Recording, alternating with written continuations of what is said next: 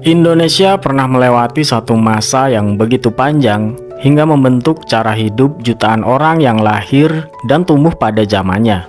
Selama lebih dari 3 dekade, masyarakat menjalani hidup di bawah pemerintahan Presiden Soeharto. Bagi sebagian orang, masa itu identik dengan pembangunan yang terlihat di berbagai daerah. Bagi yang lain, masa itu mengingatkan pada aturan yang ketat dan kehidupan yang sangat berbeda dibandingkan Indonesia saat ini. Apapun sudut pandangnya, satu hal yang sulit dibantah, era Soeharto meninggalkan jejak yang masih bisa ditemukan hingga sekarang. Untuk memahami kehidupan pada masa itu, kita perlu kembali ke akhir tahun 1960-an. Indonesia baru saja melewati masa yang penuh gejolak, kondisi ekonomi belum stabil, inflasi sangat tinggi, dan kehidupan masyarakat dipenuhi berbagai tantangan. Ketika Soeharto mulai memimpin, pemerintah menempatkan stabilitas sebagai salah satu tujuan utama. Perlahan, keadaan mulai berubah. Perekonomian mulai dibenahi, pembangunan menjadi agenda besar, dan kehidupan masyarakat sedikit demi sedikit memasuki babak baru. Memasuki tahun 1970-an, wajah Indonesia mulai berubah. Jalan-jalan baru dibangun. Jembatan mulai menghubungkan daerah yang sebelumnya sulit dijangkau. Bendungan berdiri di berbagai wilayah, dan sekolah-sekolah baru mulai dibuka.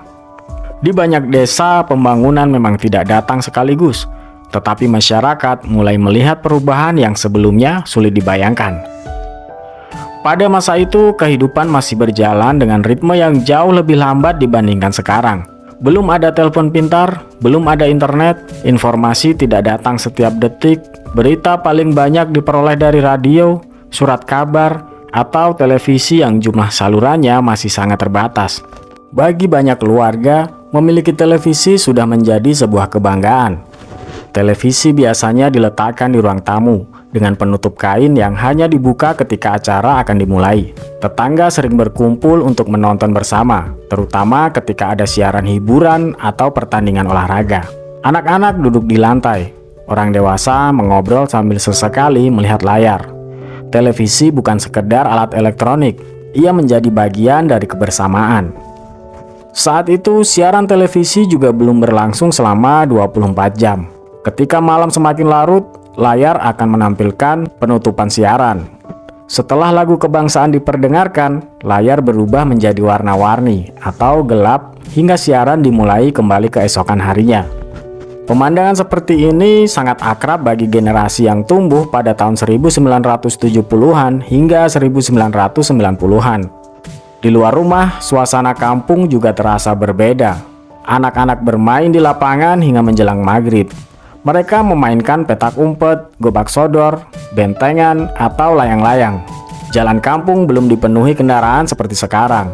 Orang tua tidak terlalu khawatir membiarkan anak-anak bermain di luar selama mereka pulang sebelum malam. Warung kelontong menjadi pusat aktivitas warga. Hampir setiap hari ada orang datang membeli gula, minyak goreng, sabun, atau sekedar duduk sambil minum kopi. Hubungan antar warga terasa sangat dekat. Pemilik warung mengenal hampir semua pelanggannya. Buku utang menjadi hal yang biasa, dan kepercayaan menjadi modal utama dalam setiap transaksi. Pasar tradisional juga memegang peranan penting. Sejak subuh, para pedagang mulai menggelar dagangan. Sayur, ikan, daging, rempah-rempah, hingga kebutuhan rumah tangga dijual dengan sistem tawar-menawar yang hidup. Pasar bukan hanya tempat berbelanja, tetapi juga tempat bertukar kabar dan bertemu tetangga. Di sekolah, suasana juga berbeda dengan sekarang. Murid berdiri ketika guru memasuki kelas. Upacara bendera setiap hari Senin diikuti dengan tertib. Buku tulis dibungkus rapi, sepatu harus disemir, dan rambut dipotong sesuai aturan sekolah. Pendidikan bukan hanya soal pelajaran, tetapi juga pembentukan disiplin dalam kehidupan sehari-hari. Transportasi umum menjadi bagian yang tidak terpisahkan dari kehidupan masyarakat. Di kota-kota besar, bus kota, mikrolet, bemo, dan berbagai angkutan lain selalu dipenuhi penumpang. Kereta api kelas ekonomi menjadi pilihan banyak keluarga karena tarifnya terjangkau. Sementara di pedesaan, sepeda masih menjadi alat transportasi utama bagi banyak warga. Memasuki dekade 1980-an, Pembangunan semakin terasa, kawasan industri mulai berkembang, pusat-pusat perdagangan bertambah, dan semakin banyak masyarakat yang berpindah ke kota untuk mencari pekerjaan. Urbanisasi meningkat, membawa harapan baru sekaligus tantangan baru bagi kehidupan perkotaan. Meski demikian, kehidupan sehari-hari masih berlangsung dengan kesederhanaan. Hiburan keluarga seringkali cukup dengan menonton televisi bersama, menghadiri pertunjukan rakyat, atau berkumpul di rumah tetangga. Tidak ada media sosial yang membuat orang sibuk dengan layar masing-masing.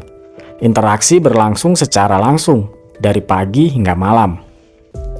Bagi banyak orang yang hidup pada masa itu, kenangan yang paling membekas justru bukan tentang peristiwa-peristiwa besar, melainkan hal-hal kecil yang dilakukan hampir setiap hari. Berangkat sekolah berjalan kaki, membantu orang tua ke pasar, membeli jajanan di warung, menonton televisi bersama tetangga, atau menunggu ayah pulang kerja menjelang senja. Semua itu membentuk wajah Indonesia pada era Soeharto, sebuah masa yang penuh perubahan, di mana pembangunan berjalan berdampingan dengan kehidupan masyarakat yang masih sangat sederhana. Kenangan-kenangan itulah yang hingga hari ini masih sering diceritakan oleh mereka yang pernah mengalaminya.